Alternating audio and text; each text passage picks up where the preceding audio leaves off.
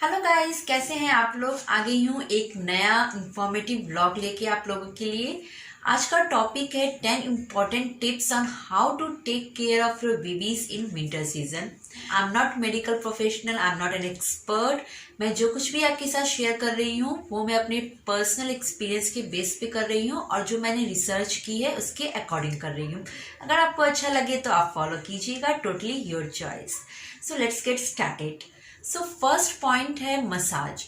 बहुत लोग ये सोचते हैं कि विंटर में बच्चों को मसाज देना सही नहीं है, बच्चों को ठंड लग सकती है, बट दैट्स नॉट ट्रू। अगर आप सही टाइम पे सही तरीके से बच्चे को मसाज देते हैं तो गर्म सर्दियों में मसाज देना अच्छा होता है। आप जब भी बच्चे को मसाज दे रहे हैं तो आप 10 से 1 बजे के बीच बच्चे को मसाज दीजिए, क्योंकि इस टाइम पे धूप रहती है। आप रूम की खिड़की दरवाजे बंद कर दीजिए और कर्टन्स हटा दीजिए, थोड़ी सी धूप आने दीजिए, जिससे बच्चे को वार्म फील होगा और बच्चा कंफर्ट फील करेगा और आप आराम से मसाज कर सकते हैं।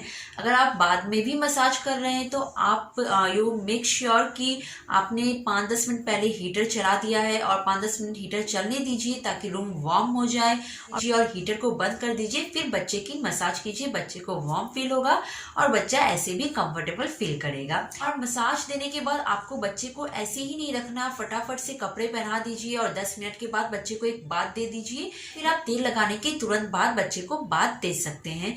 अब बात करते हैं कि कौन सा तेल यूज करना है मसाज के लिए। मसाज के लिए सर्दियों में बादाम का तेल, सरसों का तेल दोनों ही बहुत अच्छा होता है। इसके अलावा बहुत सारे आयुर्वेदिक तेल आते हैं जो स्पेशली ड्रग्स के लिए ही होते हैं।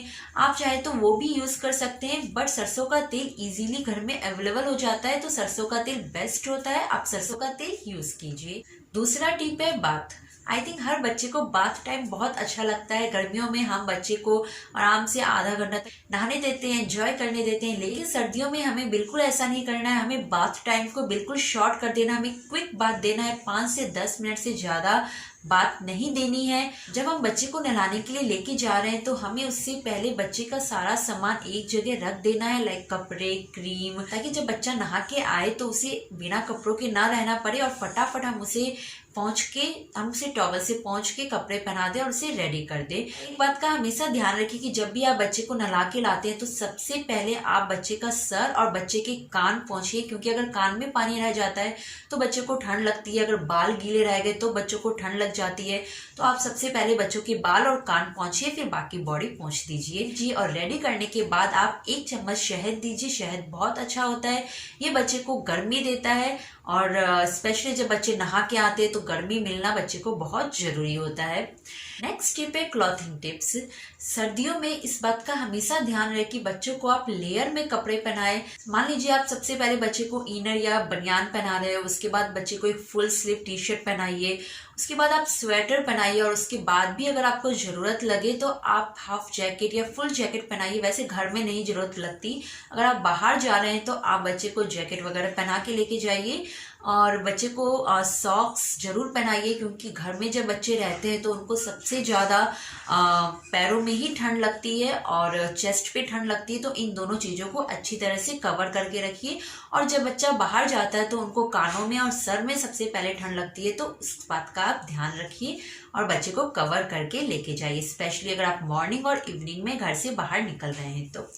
नेक्स्ट टिप है ड्राई स्किन। सर्दियों में बच्चों की स्किन बहुत ड्राई हो जाती है, तो आपको बच्चे के ऊपर बहुत सारी चीजें ट्राई नहीं करनी है। आप बस एक अच्छा मॉइस्चराइजर यूज कीजिए जो आप 2-3 बार सर्दियों में लगाइए। बच्चे को स्पेशली आप सोने से पहले लगाइए, बहुत अच्छा होता है। इससे बच्चे को पूरी रात नरिशमेंट मिलती रहेगी और बच्चे को नहाने के बाद भी अच्छे से मॉइस्चराइज कीजिए। नेक्स्ट टिप है कीप हाइड्रेटिंग। सर्दियों में पानी पीने का मन नहीं करता है, प्यास कम लगती है, तो बच्चे ज्यादा पानी नहीं पी पाते। तो आप कोशिश कीजिए बच्चे को हाइड्रेट रखिए, बच्चे को पानी पिलाते रहिए। और आप जब पानी पिला रहे हैं तो आप ल्यूक वार्म वाटर दीजिए बच्चे को। आरओ का पानी भी पिला रहे हैं तो उसे भी आप हल्का गुनगुना करके ही दीजिए। पानी नहीं पी पाते सर्दियों में बच्चे ज्यादा, तो आप उन्हें जूस दीजिए, सूप दीजिए। लिक्विड के थ्रू आप बच्चों को पानी दे सकते हैं, बट बच्चों के अंदर पानी की कमी नहीं होने दीजिए, क्योंकि अगर पानी की कमी होगी तो वो बहुत सारी बीमारियों को जन्म देता है। नेक्स्ट टॉपिक है फिजिकल एक्टिविटी। सर्दियों में बच्चे लेजी हो जाते हैं, उनकी एक्टिविटी कम हो जाती है, वो एक्टिविटी करना पसंद नहीं करते। लेकिन आपको बच्चे को विंटर में एक्टिविटी करानी है, कम से कम 1 घंटा बच्चे की फिजिकल एक्टिविटी होनी चाहिए, क्योंकि अगर बच्चे एक्टिविटी नहीं करेंगे तो उन्हें भूख नहीं लगेगी, वो खाना नहीं खाएंगे और फिर इससे बहुत सारी प्रॉब्लम्स क्रिएट हो जाएगी। तो आप कोशिश कीजिए बच्चे को विंटर्स में भी अच्छी खासी एक्टिविटी कराएं। आप घर में ही कुछ एक्टिविटी अरेंज कीजिए और बच्चे से फिजिकल एक्टिविटी करवाइए। नेक्स्ट टिप है जैगरी। जैगरी विंटर्स में खाना बहुत अच्छा रहता है। Jaggery is packed with magnesium, phosphorus, calcium, iron, potassium and many more other nutritions. Jaggery एक अच्छे डाइजेशन का भी काम करती है, इसलिए बहुत लोग लंच के बाद, मील के बाद जैगरी को एज ए स्वीट डिश लेते हैं। तो आप बच्चों को भी एक छोटा सा पीस जैगरी का लंच के बाद ज़रूर खिलाइए। ये डाइजेशन को इम्प्रूव करने में काफ़ी हेल्प करती है।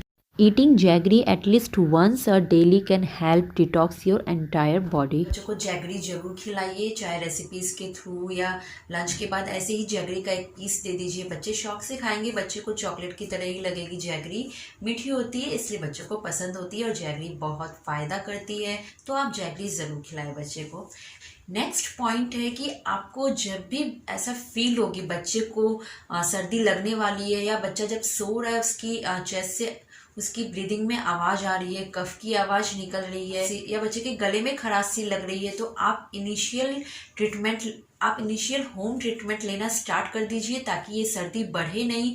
क्योंकि अगर बच्चे को एक बार सर्दी लग जाती है तो बहुत टाइम लग जाता है इसको ठीक होने में, तो बच्चा भी परेशान होता है और एज अ मदर आप भी वरी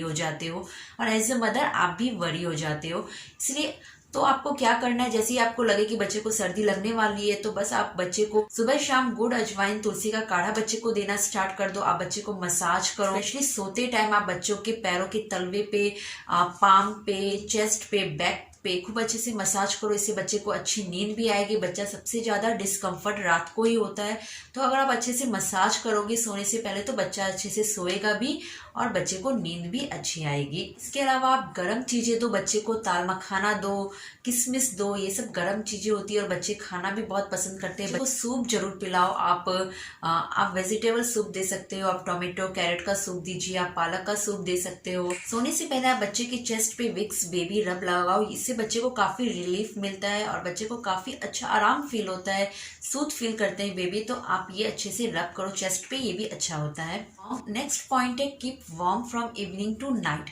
जैसे ही शाम होती है, हल्की ठंड होना स्टार्ट हो जाती है, तो उस समय से ही आप बच्चे को सॉक्स पहना दो। अगर बच्चा फुल टी शर्ट में था सुबह से, तो आप स्वेटर पहना दो उसे और उसे वार्म फूड खिलाओ। जैसे कि आप इवनिंग में सूप दे दो।